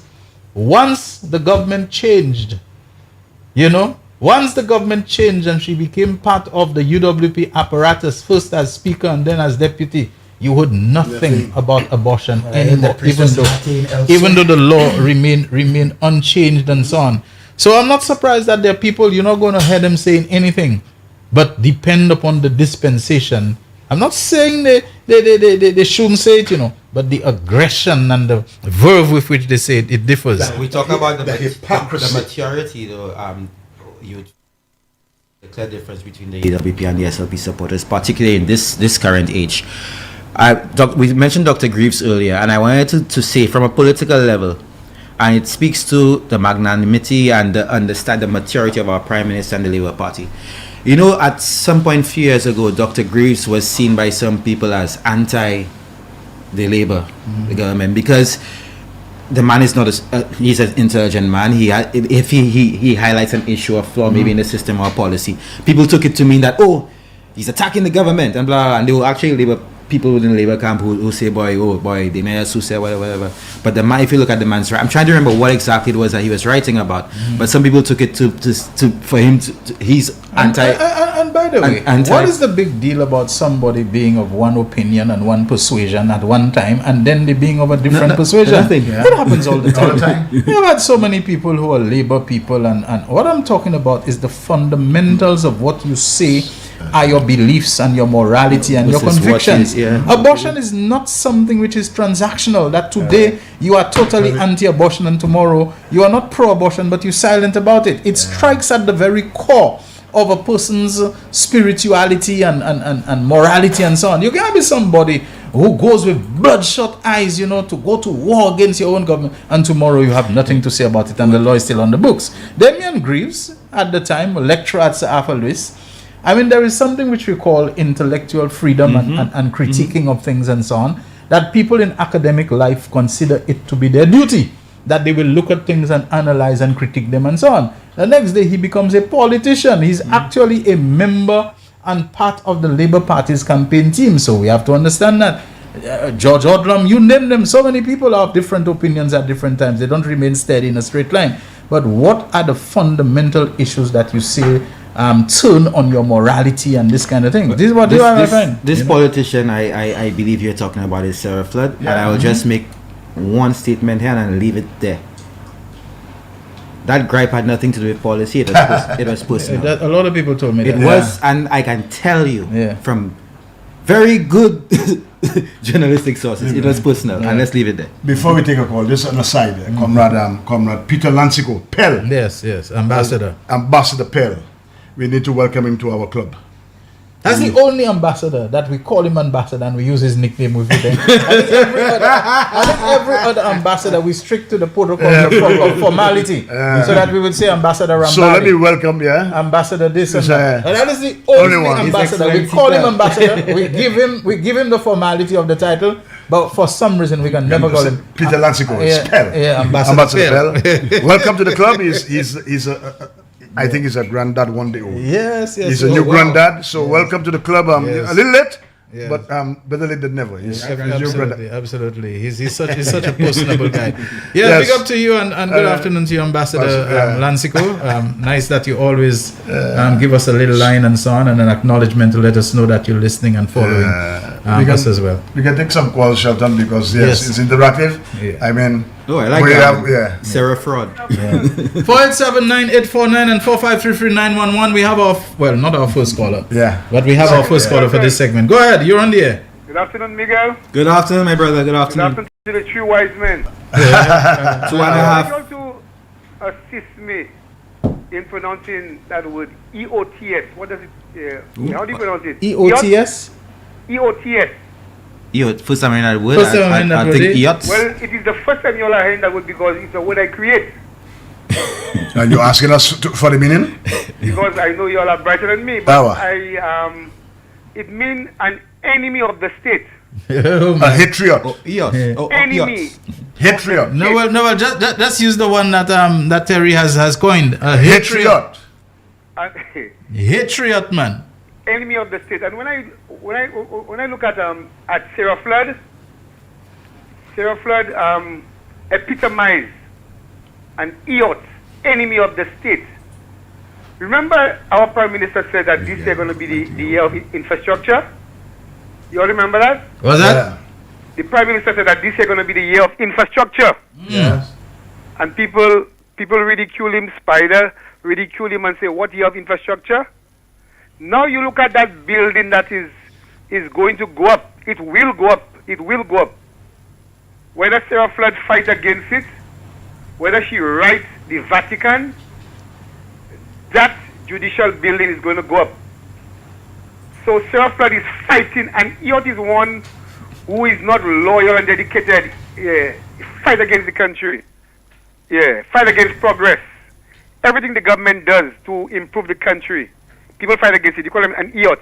And Shelton, my second point, there is a lady called Kemi Badenoch. You know that lady, Kemi Badenoch? Yeah, the new leader of the Conservative Party. The new leader of the Conservative Party. Yeah. That lady left Nigeria at the age of 16 years, a black woman. And she walked away, and right now she's the leader of the Conservative Party in the UK. And you know who she defeated? A white man, Robert Jenrick. She defeated him. And the majority of people who voted for her were white people. And now we have a black prime minister in a black man country. You have black people wanting to fight him down to put a white man there. Shall we have a nice day? All right. Thank you very much. Thank you. Thanks a lot. Thank you very much. All right. I do hope Kemi Badenoch doesn't meet the same fate as Chancellor of the Exchequer, Kwesi Kwarteng or something was his name. They throw you under the bus. They throw you under the bus very quickly, when you see you like that and so on. Once things go wrong, they're happy to throw you under the bus, But when things are looking bleak, the Conservative Party is in the doldrums now. They hand the poison chalice, to a black person and so on. We have a call on Rand. Go ahead, Miguel. No, I'm saying y'all. I said I'd stop it there, but y'all don't see. I just sat down and had a vision, and I'm going to find that tape. I'm going to send it to you, Terry Shelton, of the first sitting of Parliament after EWP won the election, and when Dr. Kenny Anthony rose to speak, the camera. Whoever that cameraman was, kudos to you. Hold on for us. Whoever that cameraman was, kudos to you. but Sarah Flood was hyperventilating. Yeah, Yes, we have that. I saw that.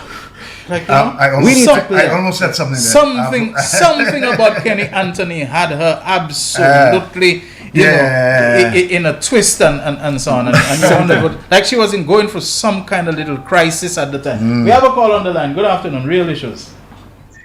Good afternoon, gentlemen. Good afternoon to you. It was good.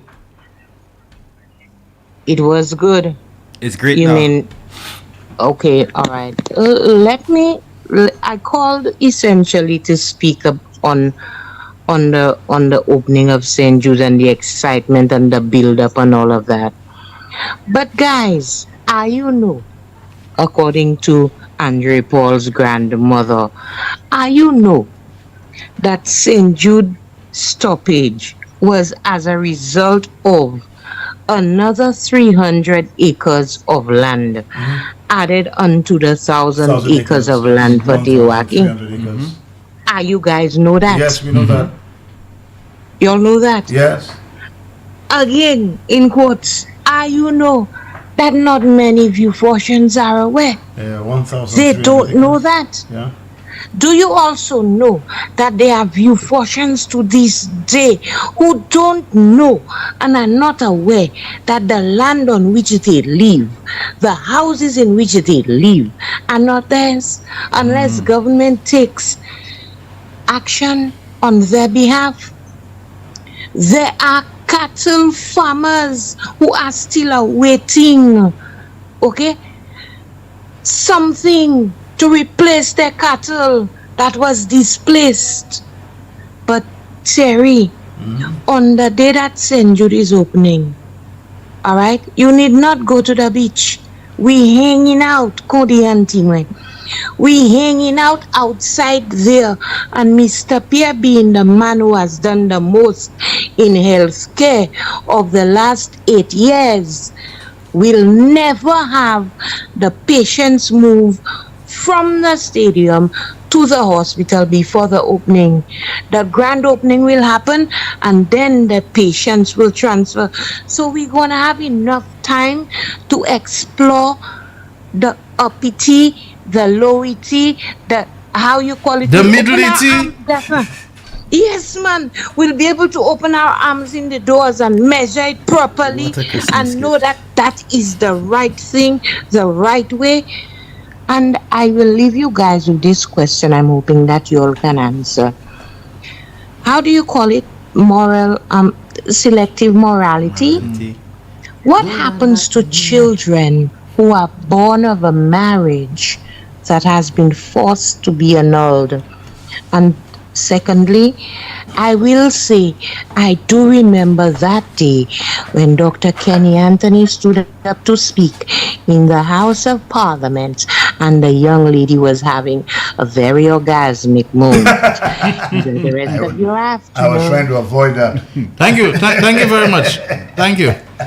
All right, Shelton, this morning my husband and I were discussing the mold issue and the workplace, and he said the same thing this person said. All the time Flambeau there, they are not complaining, but as soon as labor comes in, everywhere has mold, including the VA4 Health Center. They always have the aircon off, and I understand this is what causes it. Massav, my expert. A lot of the mold buildup is caused by both the condensation, because you have hot air and the cold air. The windows open, conditions of warmth and humidity are ideal, and darkness. Because inside those ducts, it's not like you have light. Mold, as any fungus, they like the conditions where it is dark, where it is moist, and where it is warm. And it provides that. And so unless you have the kind of ongoing maintenance all the time to go in and to clean out those ducts and so on, what you're going to have is a build-up and an accumulation. The issue is not always mold too, as well. And speaking to an air-conditioned professional, because admin infrastructure, I was having issues myself in my office with skin irritation and that kind of stuff. And he says that with the central air-conditioned system, you have to be careful of what cleans. Japan, can you ask the guys downstairs if they can give us an extra 10-15 minutes past 2? Can you message them as you what cleaning agents that you use, because these fumes get into the Okay, central thanks. air conditioned system, and these things eventually affect you respiratory, because at the end of the day the AC goes off, they turn off the lights, they close up the doors, these things stay into the ducts in the system. There's bits of fiberglass in there, circulate, and it circulates. So it's not only the mold. And one of the expert, he's from Cuba, I'm forgetting his name. He told us the ideal reading for the air condition is 24 degrees. 24. We go lower than that. It's close to outside temperature. Yeah, we go lower than that, and he says when you do that, then that builds up in the air conditioning. Yeah. So the ideal thing is 24 degrees. Yes. But we always go lower than that, 17. I used to know a Cuban expert who was here in those things. His name was Andres Simon Griffith or something. Yes, he was the occupational health and safety officer for the department. Okay. So he's retired. He's retired, yeah. So he was the one who did our stuff and told us this. Very knowledgeable. At 24 degrees. Yeah, we have a call. Yeah, we have another caller. I'm trying to see if we can get some extra time today. So we'll see how that goes. I've asked for the television department, because their programming is such that once 2 o'clock comes, they have to just skip out. Yeah. Hi caller, you're on the air. Yes, good afternoon. How do you do, sir? Doing okay. How about you? Okay, not bad. I just want to let St. Lucians, anywhere you are working, you are living, you are moving around that has mold, give. Do not work in a place that has mold. I first saw mold, Sheldon, 30 years ago in Matt. Are you still there? Yeah. Oh, she got cut off. What's up? Yeah. So data. Reconnected? Of course, if the lotto comes in, we have to just fade out. I don't know if she'll want to stay on the line and hold on, if it can be done. But the lotto can cut in at any time, and at that time comes in live, so we have to go at any time. But if she's not there, let's probably just take the break. When the lotto is done, we can come back. If in fact the time has been granted by the television department, we can have an extra 15 minutes on today's program. This is The Real Issues. Monday, 4th November 2024 were Double Daily Grand, 13, 15, 18, 21. Big 4, 9, 0, 8, 6. Big 4 Multi-X, 2X. Pick 2, 2, 8. Pick 2 Multi-X, FP. One off, 1, 3, 9. Lucky 3, 1, 9, 9. Lucky 3 Multi-X, 5X.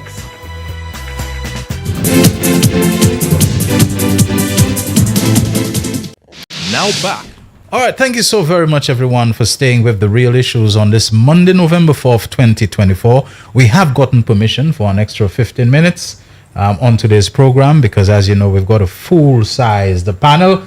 Myself, of course, alongside the real heavyweights, the real heavy hitters, Terry Fenelon, who's been quite regular here, and Miguel Fevrier, who was at one time promising to be regular, but then, he had to go on another assignment, which apparently has been keeping him quite busy. He's able to breathe a little, maybe every first Monday of the month. I don't know, they'll let him off and so on, maybe more than that as well. And we're here chatting about the diversity of issues, but especially our focus has been heavy on the advancements, the developments in healthcare, the achievements in healthcare in this country, and the absolute contradiction of people who want to make us believe that this is the time of the worst crisis in healthcare. They wait until when, you're really making progress, and then they try to just two-blade people's head that, things are bad. That's the thing, things are bad. It's a mess. That's a favorite word. It's a mess in this country. Not until I'll go so. But let me just read a message that came through on my WhatsApp. Damian Greaves was a very good Minister of Health. I was particularly impressed with his visionary project where scores of young St. Lucians were trained as nurses in Cuba. If the senior nurses had embraced that program instead of putting up so many barriers to getting them into the local nursing system, perhaps we would not be where we are today with this dearth of nurses. There is no denying the St. Lucia Labour Party's record of people-centered development. And another message says, Spider may be functioning under pressure from the weight of the questions.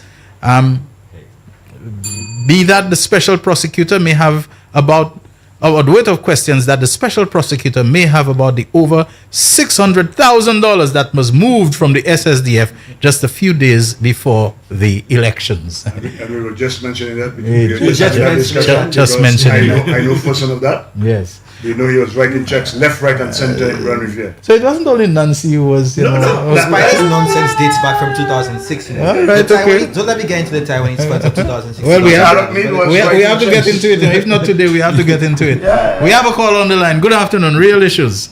Good afternoon, Shelton. Good afternoon. How are you doing? Good afternoon. Good afternoon, Mr. Peleno. Good afternoon, sir. Boy, defending the victory.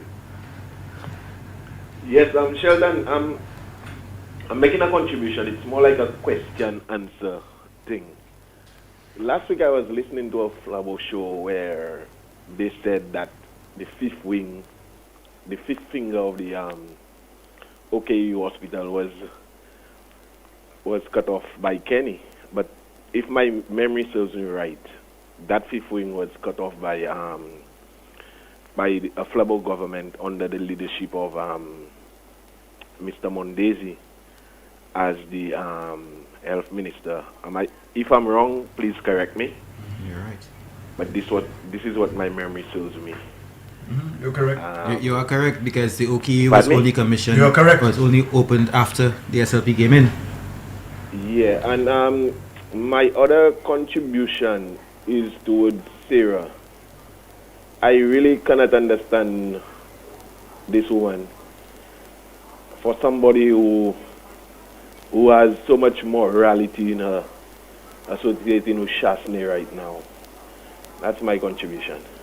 All right, okay, thank you very much. For Castries to have a better nightlife, we need to light up Castries. Castries is too dark. That's a message. Light up everywhere in Ireland. Yeah. Actually, let me take this point out to call on the Ministry of Infrastructure and Lucelec. I know the Department of Infrastructure did indicate that between them and Lucelec, they were looking at in the areas where you don't find enough light from the new LEDs, that they were going to actually compensate by placing lights in between. There are some areas that I've been driving around the in Castries, and it's so difficult to see on the road. There are no street lights. I mean, areas near the airport, you can understand. I know there's a part by VA4 airport and also VG where you don't have any lights on the road. But there are areas, I think, I was driving an area, I think, between Dennery and heading to the further area, if I recall. Oh, no, from Prale going up back to Dennery. There's areas where there's no light and you can't see anything at all. So I like that between Lucelec and infrastructure, please take a look into that and address it, because these roads are traversed every day by many people, and it's getting dangerous. Good afternoon to Danielle Jacob, and not just good afternoon, but happy birthday to you, Danielle Jacob, the first child, daughter of Cornelia Jacob, who's celebrating her birthday today. And so we wish you the very best, Danielle. And for your sake, not for the sake of your mother, because she sent me a message about ugly people and short people on today. Cornelia girl, move there. Anyway, we have another caller on the line. Good afternoon, Real Issues. Jerry, good afternoon. How are you doing? Good afternoon. Shelton, what's happening? Yeah, man. Good afternoon to you, Arthur. Mr. Miguel, good afternoon to you, boss. Good afternoon, my brother. Good afternoon. Anyway, this morning, earlier, I think you all heard when I made a statement this morning concerning the garbage and whatnot this morning. I don't know if you all heard that thing. And I'm saying it is time the relevant authorities put measures in place to start charging people for dumping indiscriminately and for also the dropping things. Look at what happened over the weekend. We had a flood in town, right, sir? Rain fell over the weekend, plastic bottles, paper bags, nylon bags, all kinds of things floating in our waterways. Old stove, old fridges, and a number of things. So it is high time the authorities put things in place, my brother, to start people. Because it's a shame to see where everything is going to. As far as the burden there, in our waterways, and a number of things. And that is what that causes a number of floods in the Castries basin, my brother. Yes. Have a nice day. Hey, Alpha, one question. You gone? Alpha, you still there? You not at the cemetery anymore? What? Are you not at the cemetery anymore? I ain't there yet, man. I ain't there yet. What happened to you? Okay, I was just hoping that you reserved the spot for the Flabo. For who? Flabo. Oh, yeah, they're finished. For the side. For the side. And again, I have a brother there if you all give them some serious plug too, Cherry. Yeah, so they're finished. You can call it a day. And as long as my rep is running for Castries Central, all fall down. All for them. That's the rep for him, and he has done the most in Castle Central. And I saw it. His work is there, and the people can attest for that. Well, tell them give Chico and them the health center, please. The Chico family is suffering. What? The Chico family is suffering. They want their health center. Only now? Only now? But you have a fellow from Hot FM that wanted to, you know. The great. You have a fellow from the group that wanted to. What's his name again? The Clark boy? Rush. Don't rush the brush. Anyway, boy. Take care. All right. Okay, gentlemen. The great Sir John. Yeah. The great UWP. I mean, that's a formidable party, you know. A party with structures, a constitution, with norms, you know. It has to a side. And that is, you know, every time I think that I remember this guy, the country is broke. You know, Japan, I know you have that on rotation. The country is broke. I mean, you borrowed 500 million, you benefited from a rebasing, and in no time, the country is broke. And the man is crying there, you know, looking all haggard and stuff. The country is broke. And then you want to come and tell the great Philip JPA how to manage the economy. You're a failure as a finance minister. Right, we have another call on the line. Hi, good afternoon. Real Issues. Hello. Yes, good afternoon. Yeah, yes, hi. good afternoon. To me, I heard that voice. I was on earlier on, but you were not hearing me. Right. Okay, go ahead. He said the country was broke. He did not mean doesn't have money. He meant it fell like an egg, and you know, when anytime eggs and words have no difference. Once it go down, it's finished. When he said the country was broke, he did not mean the country had no money, because he knew, well, there were means of getting other sources of making money. But it was finished. The country is dead. That's what he meant. And earlier on, I was talking about mold. Mold is very, very dangerous. I first saw mold 40 years ago in Martinique. A family, the children, there were 4 children. Their eyes were like, I cannot explain it in any language. Watery, in a mess, itchy. They went to the doctor, and immediately they had to run tests on them and find out that they had mold infection. In a matter of days, social workers, police, health workers, they all came to the house and inspect the house, and they took the children away from the parents' house. Up to now, as I speak, that house is vacant. Mold is very dangerous, people. We must not allow to be living, working under no circumstance where that has mold. So Shelton, have a good day. Very much. Right. And take care of you. Yes, and that is why I'm so happy that Anson Maxwell, another St. Lucian resident in New York, has somehow managed to get several scholarships for young St. Lucians to go and study And that's something we really need. mold remediation. Yes, you know, thank you once again, Anson, for that. When I heard that, I was very pleased. And it's very thoughtful that, you know, you decided that this is there. You mentioned the debating, and we say it, and there are people who already understand with the whole idea of the country is broke. I just want people to understand this. Let's give me an analogy. You have a credit card, you were given by the bank a credit card based on your financial situation, a spending limit of $15,000. You've exhausted that limit, or let's say you've reached $14,200, which is almost at that limit. But then the bank decides that, you know, we can give you $20,000 now because we've reevaluated the criteria, we've reevaluated the situation, we got about $20,000. That extra $5,000 was finished within the first year. And first year of Alan Chastney coming into office, you know, we were at our debt to the GDP ratio shot up just like that, you know. So people think it's a joke where the country was already in an almost untenable situation. But this was because of the 2006 to 2011 administration. Was the tsunami guy advising him? We have a I wonder why he doesn't have a business anymore. We have a caller waiting. Hi, caller. Good afternoon. Real issues. Hello. Hello. Hello, good afternoon. Hello. Good afternoon. Yeah, good afternoon. Speak up and go ahead. We're hearing you. Yes. I am just concerned.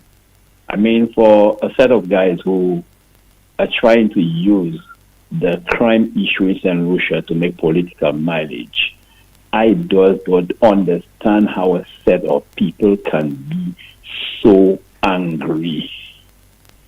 I see so much rage radiating from Spider, Alan, all of these people. There's a kind of rage radiating from them.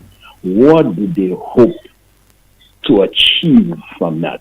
I hear Sarah talking about the cathedral and all of that. I think she needs to stay at the top of the cathedral because I see too much rage radiating from these people. Have a good afternoon. All right. Thank you very much. Thanks. All right, gentlemen, we are approaching the time where the 15 minutes that's given to us is going to run out. So, please do a little summation of whatever it is. Shelton, I mean, there are some people who want us to believe that the sky is falling. Yes, there's a little bump in the way. I mean, we're not perfect. The health situation will be addressed, but the sky is not falling. The Prime Minister has his steady hand on the ship, and with our backing and with our support, I mean, we will sail through those little difficult waters. He has shown that he has the ability. He has shown 3 years of continuous growth, a fourth year of almost 5%, and we've seen that he's sharing the pie as best as he can. Everyone is benefiting. His policies are all embracing. So we have to continue to support him, and with time, we will be where we ought to be. Okay, I don't think the Prime Minister or the government has given us any reason to not support them and to not go all in. And I don't want to use we have to, but I don't like to use that term because it was brought up by the last administration, but we have to go all in with the Prime Minister, and I'm one of those who's ready to go all the way. I just want to slip in a quick a plug there. NEMO currently again in the process of evaluating and of course re-engineering the communications and education plan for NEMO, which I'm hoping that before the end of the year I have a full plan in place. But in the process we have a survey ongoing just to evaluate how much the public knows about NEMO, and so we can adjust our education process and also our assistance during and following times of disaster moving forward. So I'd like the entire public to participate. We have been going around the island, but there's a digital survey which will be shared once again. But on that note, it's funny to know that there are many government departments, and I'll highlight social transformation as one of them, who really don't know the functions of NEMO. You get people coming in on a daily basis requesting assistance with a stove, a fridge, galvanized, and these things, and not knowing that our assistance is limited to disaster response and stuff. Maybe there may have been cases in the past where exceptions were made, but we find even at the highest levels of governance, you don't find that knowledge of NEMO's operations. So this is one of the reasons that I have embarked in this whole revamping of our communications plan. But again, Shelton, thanks for having me. It's always good to be here with you and Terry, and don't worry, you'll see me soon. All right, thank you so very much, Miguel and Terry. And someone has actually messaged to say they're enjoying the road so much, and they're laughing because when we ask such questions about people who are hyperventilating at the sight of Kenny, Anthony, and so on. Shelton, I'm really enjoying the show. And they describe somebody as a high-class crook, and they say they're not going to vote for a crook. And I think we have seen so much to justify this description, in terms of what we have seen in the politics. I didn't see the class, though. And I think it has blown away all the notions we had that people of a supposed certain class, that they are above that kind of behavior and so on. And complexion, bro. Yes, some of the worst behavior that we have seen in politics, in public life, where integrity is concerned, where that sort of thing has come from people who we assumed, based upon the history and the conditioning, the mental conditioning, we might say the mental slavery, that they were cut above, that kind of depravity. And in fact, we have seen the depravity worse in them than we have seen in even people who you might consider to be, riffraff by the wayside and so on. We've been doing an injustice. Exactly. We've been doing a serious injustice to ourselves and we know that the justice system doesn't always deliver justice. That's right. What we need to do is to remain committed to it, along with bread and with freedom for all, as Terry has been reminding us, of the words of Thomas Sankara, the deposed and assassinated former president of Burkina Faso in Africa, that what we are working for is not champagne for a few, but potable water for everyone, So folks, thank you so very much, and we hope that you'll join us same time tomorrow from 12:30 until 2 p.m. for another edition of The Real Issues. On behalf of all of us here, including our technical operator, Jaquan, Shelton Daniel, signing out. The man, the voice. Your hero is back.